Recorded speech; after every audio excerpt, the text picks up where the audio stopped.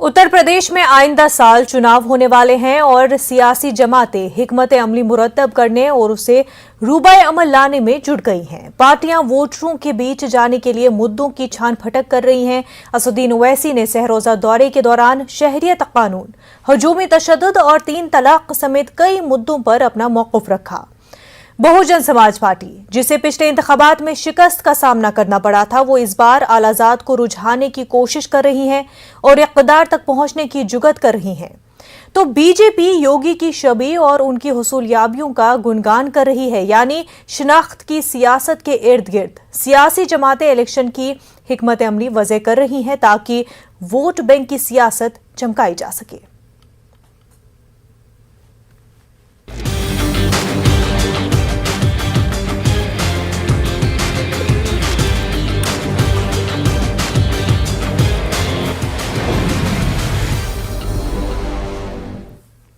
जैसे जैसे उत्तर प्रदेश में चुनाव नजदीक आ रहे हैं, वैसे वैसे तमाम तर सियासी जमातें जो है तैयारियों में जुट चुकी है। बीजेपी की बात करें या फिर बीएसपी की, सपा की या एआईएमआईएम की, तमाम तर पार्टियां जो है जुट चुकी है तैयारियों में कि किस तरह से अपना जो उनका टारगेटेड वोट बैंक है उसको अपनी तरफ राकिब कर सके।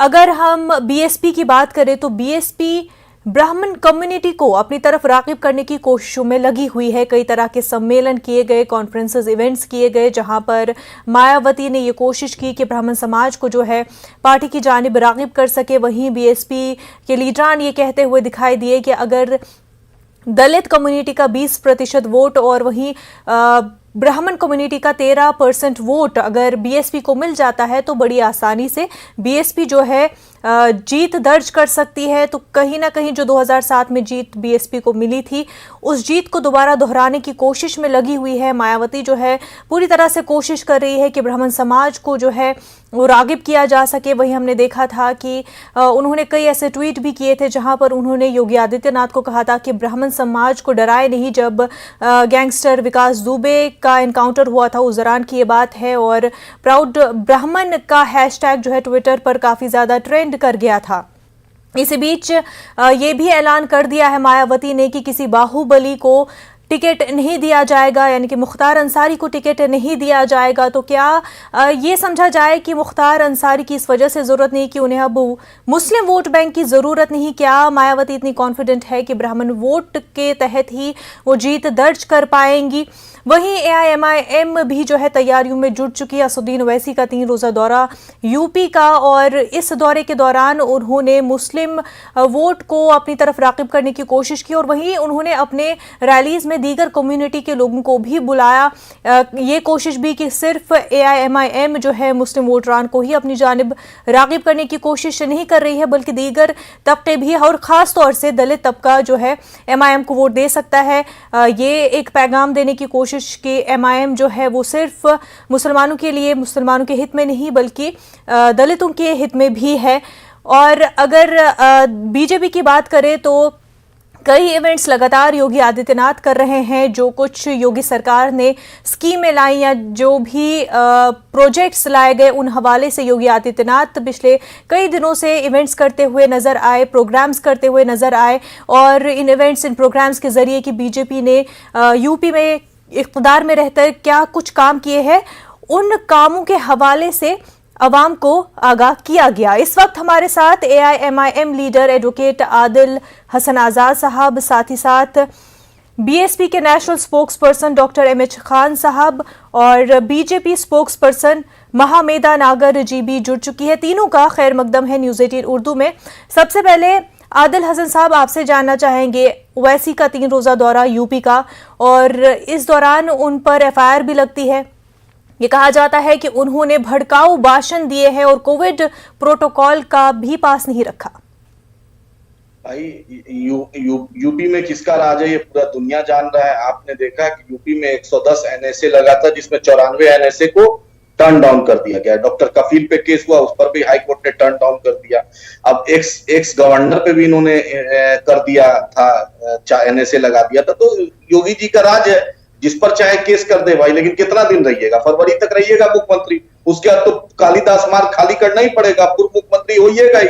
लोकतंत्र में सबका अधिकार है, सब लोग चुनाव लड़ेंगे और मजबूती से लड़ेंगे। योगी सरकार की जो पुलिस है, जो एडमिनिस्ट्रेशन है, उसको ये बात बता देना चाहते हैं कि इलेक्शन कमीशन में आपका नाम जाएगा और आप जो इलेक्शन से पहले जो सरकारीकरण हो गया आपका, जो भारतीय जनता पार्टी के रूप में आप जो काम कर रहे हैं वो मत कीजिए। चाहे आप आईजी हो, चाहे डीआईजी हो, चाहे डीएम हो, चाहे एसपी हो, जो भी चाहे वो आप सरकार के आप नुमाइंदा है, लेकिन आपको इलेक्शन कमीशन का भी नुमाइंदा बनना है और आपको काम करना है। तो कोविड प्रोटोकॉल भाजपा की रैलियों में नहीं होता है, सपा में नहीं होता है। कोविड प्रोटोकॉल सिर्फ एमआईएम के लिए होता है। जबकि बैरिस्टर असदुद्दीन ओवैसी साहब ने अपील की थी, सबसे पहले बोला था कि आप वैक्सीन लगवाइए, सबसे पहले खुद जाकर वो वैक्सीन लगाए थे। पूरे हैदराबाद, तेलंगाना में, बिहार, सीमांचल, महाराष्ट्र में एमआईएम में जितने भी कारकुन थे, दिल्ली में, यूपी में, सबको उन्होंने पैगाम दिया था कि वैक्सीन लगाइए। पूरे देश के मैसेज छोड़ा था सब, और आज तक बिना मास्क के वो एक जगह एक भी रैली में वो नहीं पाए गए हैं और हमेशा कोविड प्रोटोकॉल का ध्यान देते हैं। लेकिन अफसोस होता है कि उत्तर प्रदेश सरकार तानाशाह हो गई है, अब अहंकार में डूबी हुई है। उसको पता नहीं है कि एक से एक अहंकारी जो रहे हैं पद पर, उनको पूर्व मुख्यमंत्री होना है। और इस बार असदुद्दीन ओवैसी अपनी रैली में वज़ीर-ए-आज़म के खिलाफ और सीएम योगी आदित्यनाथ के खिलाफ भी बोलते सुनाई दिए और उस हवाले से भी जो है एफआईआर दर्ज हुई है कि गलत अल्फाज का इस्तेमाल हुआ है। योगी आदित्यनाथ कोर्ट नहीं ना है, कोर्ट तो ऑनरेबल इलाहाबाद हाई कोर्ट है, honourable supreme court of India है। योगी आदित्यनाथ तो कोर्ट नहीं है, कोर्ट निर्णय लेगा। आप जबरदस्ती अपनी पुलिस से एफआईआर कराइए तो कितना तानाशाही कीजिएगा। कोविड में गंगा में लाशें बही, पूरी दुनिया ने देखा। ऑक्सीजन के चलते बच्चे मरे, पूरी दुनिया ने देखा। कोविड में खुद चीफ मिनिस्टर क्वारंटाइन हो गए, हाहाकार मच गया था। आज अभी बुखार पूरे उत्तर प्रदेश में चरम सीमा पे है। हॉस्पिटल नहीं है, हॉस्पिटल में बेड नहीं है और हेल्थ इंडेक्स में लगभग सिर्फ 35 से 40% इनके डॉक्टर की नियुक्ति नहीं है, इनके एडिशनल पीएससी में डॉक्टर नहीं है, इनके इक्विपमेंट नहीं है, इनका स्वास्थ्य व्यवस्था चरम एकदम खत्म हो गया है। लेकिन योगी जी को उस पर कोई ध्यान नहीं देना है, सिर्फ योगी जी को अपना प्रमोशन कराना है, इवेंट कराना है। और बैरिस्टर असदुद्दीन ओवैसी साहब इनकी तानाशाही सरकार को, इनका जो कोविड का विफलता है उसको एक्सपोज करेंगे। और योगी आदित्यनाथ तो पूर्व मुख्यमंत्री होना है, इंशाल्लाह होना है, क्योंकि जनता त्रस्त हो गई है।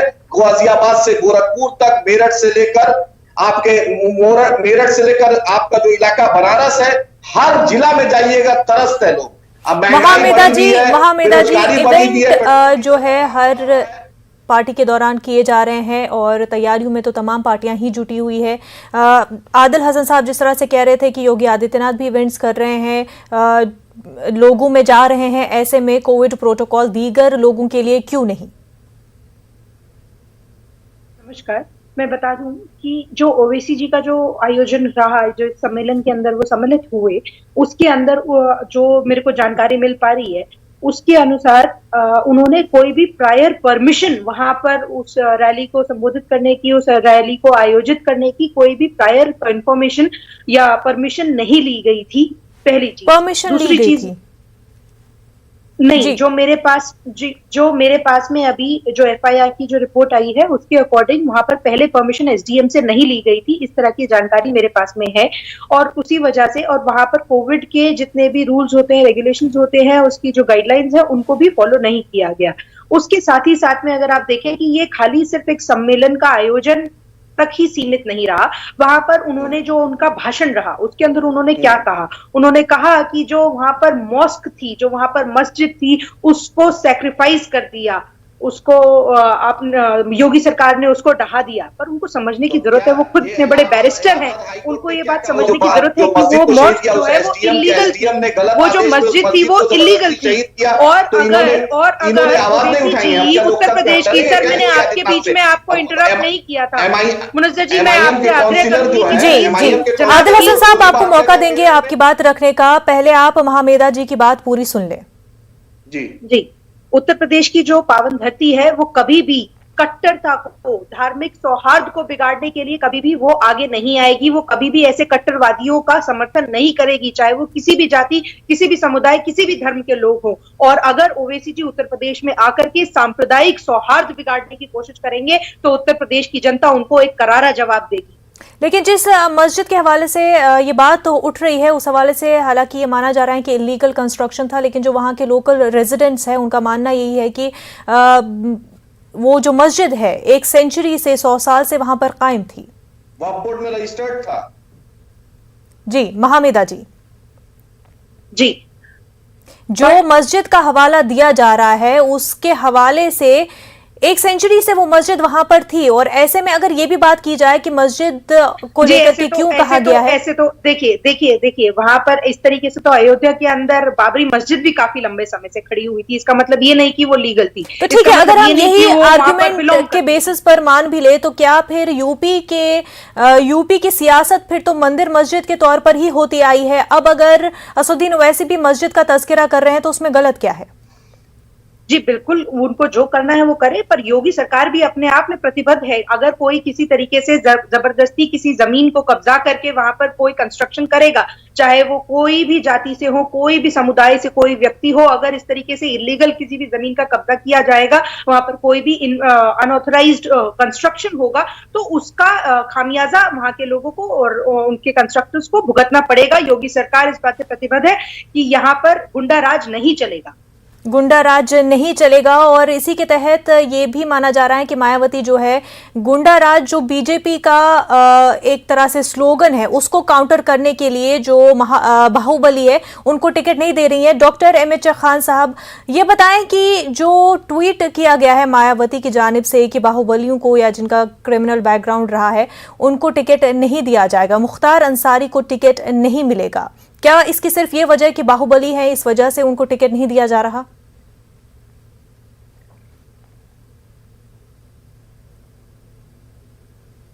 खान साहब,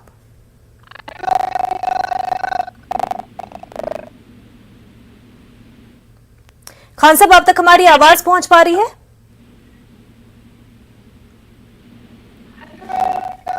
हेलो एमएच खान साहब आप तक हमारी आवाज पहुंच पा रही है? एमएच खान साहब से दोबारा राब्ता करने की कोशिश करेंगे। जी आदिल साहब, आप कुछ कहना चाह रहे हैं? देखिए, एसडीएम ये वहाँ के एडिशनल डिस्ट्रिक्ट मजिस्ट्रेट का ये राइटिंग में परमिशन है उस प्रोग्राम का, बैरिस्टर साहब का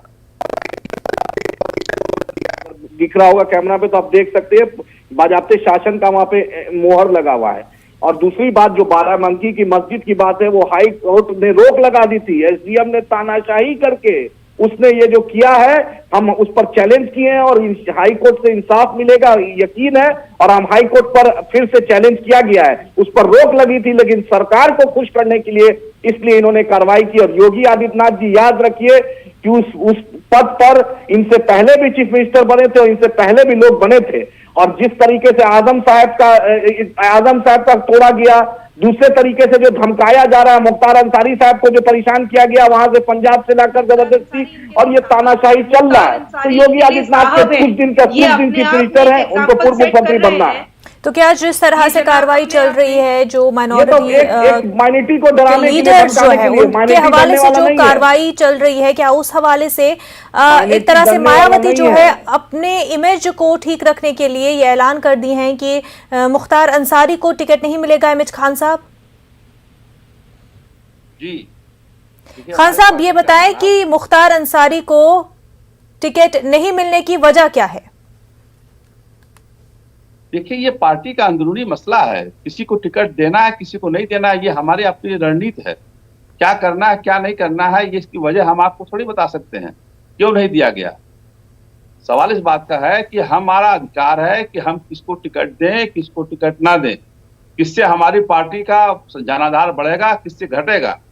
सवाल इस बात का है कि हमारी पार्टी का नारा है सर्वजन हिताय सर्वजन सुखाय, उस हिसाब से हम सबको टिकट देंगे। सिर्फ मुख्तार अंसारी एक मुसलमान नहीं है, और भी मुसलमान है, मैं भी मुसलमान हूँ, मैं भी आपके डिबेट में बैठा हूँ। तो किन चेहरों को आने वाले बाहुबली की वजह से इस तरह से कहा जा रहा है कि बाहुबली है तो इस वजह से उनको टिकट नहीं दिया जा रहा है? अब पब्लिक डोमेन में जो भी बात आते हो रही हो, मैं उसको नहीं कह सकता, लेकिन मैं ये कह रहा हूँ कि अच्छी तादाद में टिकट मुसलमानों को बहुजन समाज पार्टी देगी और सब समाज को टिकट देगी जी। लेकिन जिस तरह से इवेंट्स भी हुए हैं, जिस तरह से बीएसपी ने ये साफ कर दिया है कि ब्राह्मण समाज को ही अपनी तरफ रागिब करने की कोशिश में जुटी है बीएसपी। ऐसा नहीं है, अगर ब्राह्मण समाज को सिर्फ रागिब करने में जुटी है तो मैं तो आपके साथ चैनल में बैठा हूं, मैं राष्ट्रीय प्रवक्ता हूं बहुजन समाज पार्टी का, मैं मुसलमान नहीं हूं क्या? बिल्कुल आप 20% मुसलमान हैं, लेकिन क्या इतना काफी है? क्या जिस तरह से दीगर तबकों को लेकर के इवेंट्स किए जा रहे हैं, भाषण दिए जा रहे हैं, क्या उस हिसाब से फिर सारी तबकों के लिहाज से होना चाहिए था? ये इस बात की वजह से कहा जा रहा है कि ब्राह्मण सम्मेलन किए गए और इस हवाले से भी कि यूपी में ब्राह्मणों को डराया न जाए, इस तरह के बयान दिए गए। यही तमाम बातें हैं जिन वजह से ये कहना पड़ रहा है कि क्या मुसलमानों को साइडलाइन किया जा रहा है। बिल्कुल नहीं साइडलाइन किया जा रहा है। देखिए, वक्त वक्त पर बहन कुमारी मायावती जी ने ये बात कही है कि मुसलमानों के ऊपर भी जुल्म उठाया जा रहा है, मुसलमानों के ऊपर जो है नाइंसाफी की जा रही है, मुसलमानों का घर गिराया जा रहा है, मुसलमानों को बिगैर मुकदमे के मारा जा रहा है। ये बहन कुमारी मायावती जी ने बार बार ट्वीट करके कहा है और बताया है। लेकिन वही बीएसपी आपके ही पार्टी के लीडरान ये भी दावा करते दिखाई दिए हैं कि ब्राह्मण वोट और दलित वोट को लेकर के बीएसपी जीतेगी, तो उससे तो ये साफ जाहिर होता है कि बीएसपी को फिर मुसलमान वोट की जरूरत ही नहीं है। देखिए, अब आप बात सुनिए, बात बीच में काट देती है तो बात पूरी हो नहीं पाती है। बताएं।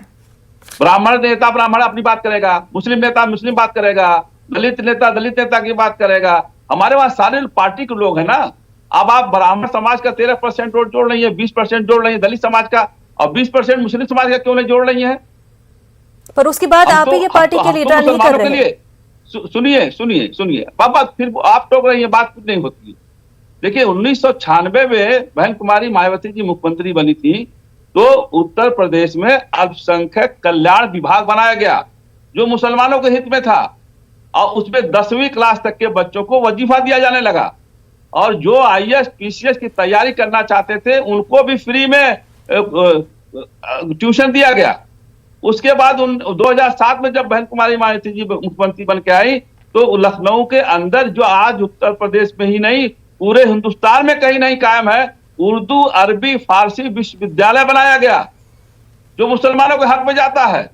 तो आप काम की बात करिए ना। अभी की बात करते हैं, ठीक है। अभी की अगर बात करें तो इस वक्त क्या कुछ बीएसपी पार्टी जो है मुसलमानों को क्या वादे किए जा रहे हैं, किस तरह से आप अपनी तरफ रागिब करने की कोशिश कर रहे हैं? क्योंकि अभी अगर देखें दीगर बाकी पार्टियां तो साइडलाइन कर रही हैं, और अब अगर एआईएमआईएम भी मैदान में है तो ऐसे में बीएसपी मुस्लिम वोटरों को किस तरह से अपनी जानिब रागिब करेगी? देखिए, मैंने बताया आपको, काम गिराया, मुसलमानों के हक में काम गिराया। ये कोई पार्टी की हो तो बता दे। समाजवादी पार्टी है, मुजफ्फरनगर दंगा कराया, 150 से 200 मुसलमानों को घर छोड़ना पड़ गया।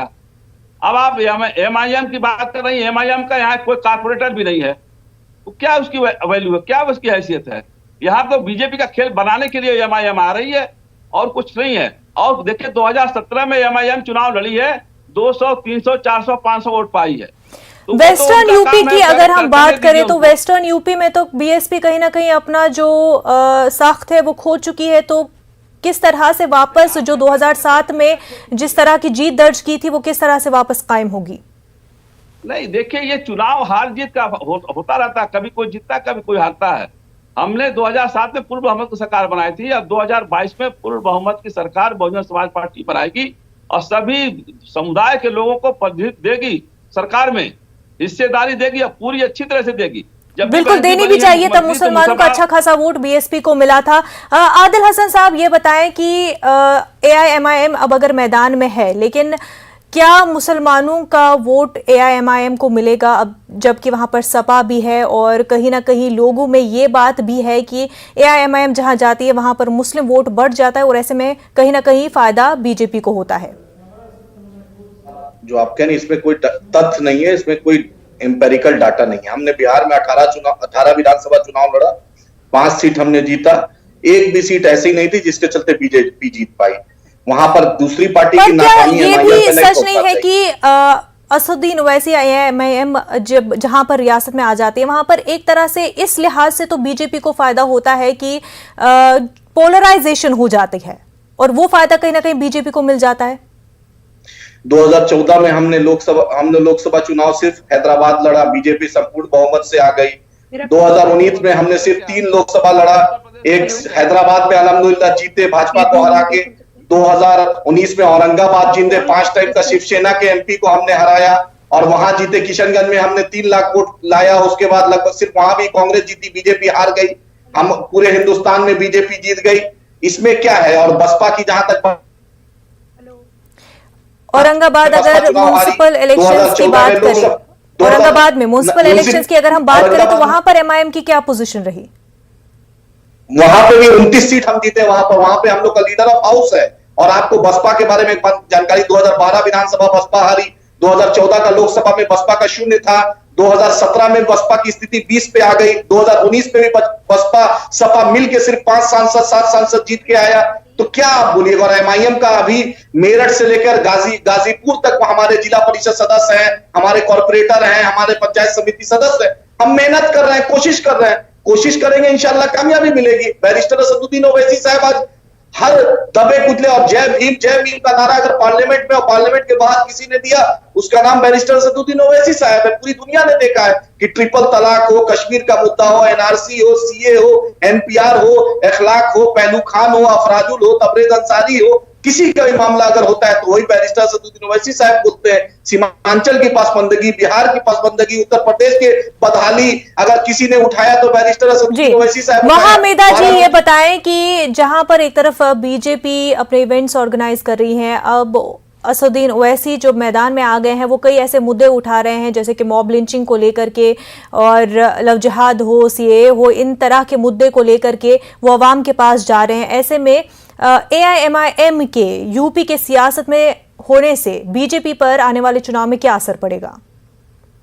जी, मैं आपको स्पष्ट कर दूं कि चाहे ओवैसी साहब आ जाएं, चाहे मायावती जी आ जाएं या फिर चाहे अखिलेश यादव जी आ जाएं, बीजेपी ने अपना जो कार्य है वो धरातल पर किया है। उसने इंफ्रास्ट्रक्चर को डेवलप किया, उसने सारी फैसिलिटीज को, उसने लॉ एंड ऑर्डर को मेंटेन किया है। जिस तरीके से पिछली सरकारों ने पूरे राज्य को एक बीमारू राज्य बनाने का काम किया, अब फाइनली उसको उत्तर प्रदेश से उत्तम प्रदेश बनाने का जो सफर है वो योगी सरकार ने किया है। और मुझे लगता है कि चाहे ऐसी तमाम विपक्षी दल, चाहे वो महामेधा जी, जब हम बात करते हैं पिछले 4 साल की, तो हम चाहे एनसीआरबी की रिपोर्ट्स ले ले, क्राइम के हवाले से ले ले, डेवलपमेंट के हवाले से ले ले, कोविड के दौरान जो सूरत हाल रही और फ्लड्स के दौरान जो सूरत हाल रही, यूपी के बुरे हाल ही दिखाई दिए। देखिए, अगर आप कंपैरिजन करेंगे पिछली सरकारों से तो एनी डे यूपी की जो करंट गवर्नमेंट है, योगी सरकार है, वो बेटर परफॉर्म करते हुए आपको दिखेगी।